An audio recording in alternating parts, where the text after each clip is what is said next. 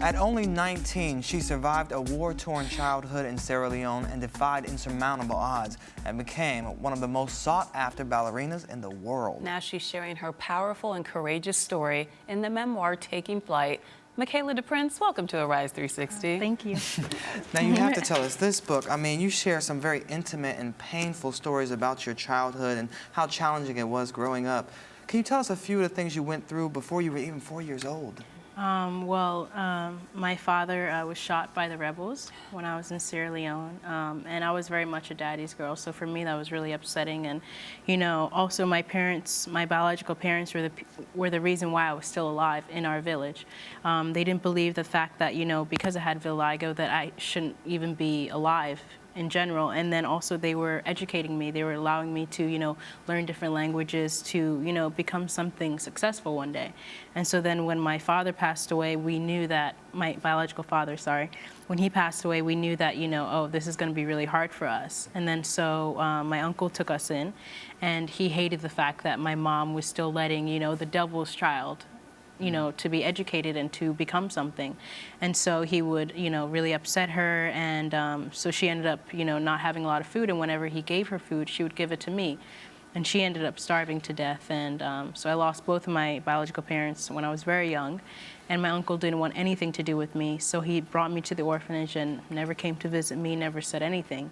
And in the orphanage, we were ranked from numbers from 1 to 27, and number 26 ended up being my sister Mia. She was also another Mabinti. We both had the same first name, which is how we got adopted. But because she was left-handed, she was number 26. And because I had vitiligo, I was number 27, which meant that I didn't have enough food. I got the last, you know, serving of food, the last choice of clothes and toys. And so, you know, it was pretty horrible, but then finally a teacher came who, you know, she was teaching us classes, and she was the only one who seemed to, you know, be okay with how I looked. And so I started to become happy again. And then I ended up watching her, you know, die.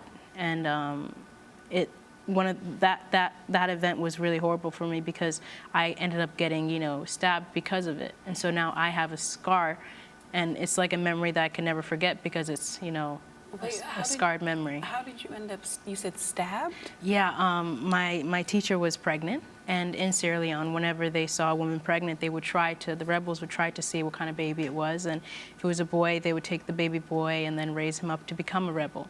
But if it was a girl, they would kill both of them. And so I tried to save her, so I went underneath the gate, and one of the rebels was only 3 years old, and he, I guess, wanted to either impress the rebels or just thought, oh, this is what I'm supposed to do, and so he tried to do the same thing to me.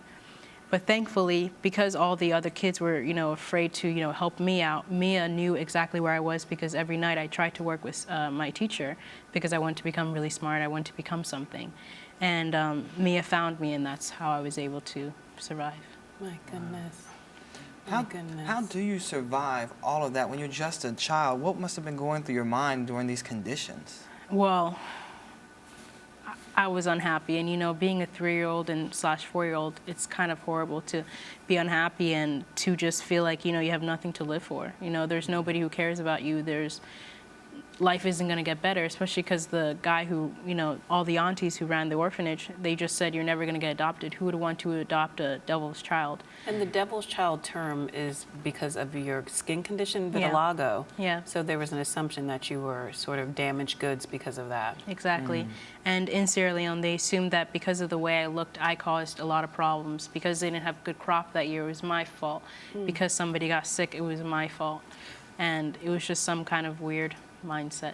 But your whole life changed when you were, in fact, adopted by the DePrince family from New Jersey, of all places. Yeah. What type of culture shock must that have been? Oh my God, it was amazing. I was just so surprised. There was so much food.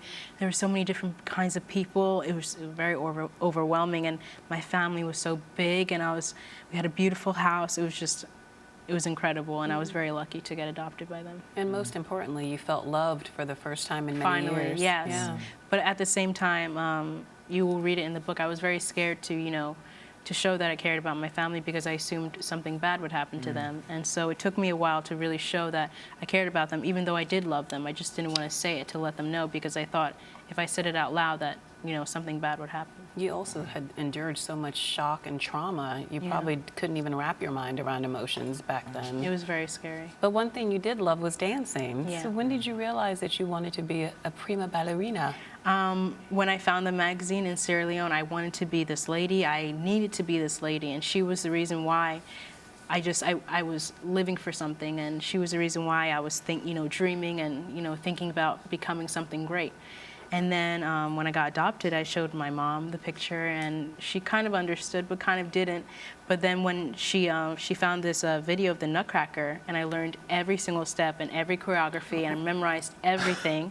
I watched 150 times, and I begged her to take us to see the Nutcracker. And because I knew all the steps, it was the exact same version of that the ballet company did that was on the video. I told her after, I was like, that girl messed up. And I think that's when she realized, okay, she really needs to be a ballerina. So. Wow, and you've gone on to become an amazing ballerina. I mean, you're the soloist for the Dutch National Ballet. No, I am not a soloist. I'm actually in the bottom, but I get to do soloist roles. I just soloist roles, okay. Yeah, I got to do Pas de Trois in Swan Lake, which I'm very lucky because I was 6th cast, and now I'm 2nd cast. And you know, because I am at the bottom, this means absolutely a lot to me. Yeah. There are not a lot of young girls in the world of ballet who look like you at all. What has it been like being you in a world that is still celebrates porcelain's perfect skin? It's a little frustrating, you know, and for me, I think it's weird. It's 2014, you have technology, you have all these great things, so why does it matter? Like, but the thing is, I understand because ballet is so old and so classic that it has to kind of have that, you know, that thing. But at the same time, it really doesn't matter because people aren't focusing on the color of somebody. They're focusing on how their emotions like affect them and how, you know, their performance made them have a better night or have a better day or a year. It's true. Yeah. Now, before you go, you have to tell us really quickly, what was it like to perform as a featured guest on Dancing with the Stars? Oh, it was amazing, and I got to perform with one of my friends too, Arechike, which was amazing, and I loved every minute of it. I was scared because it was with Natasha Bedingfield, and I was like, oh my God, I hope I don't bump into her. But it was great, yeah. Oh, that's awesome. Okay, so when can we purchase Taking Flight? On October 14th. Okay, and where can we see you dance soon? Soon in the Netherlands, if you want to go. Hey, listen, I have a passport. Yeah. Take a trip. Yeah, okay, in the Netherlands. It's a date. Yeah. Thank you so much for being here. course. Congratulations on all your success. Thank you. And you're watching Arise Entertainment 360.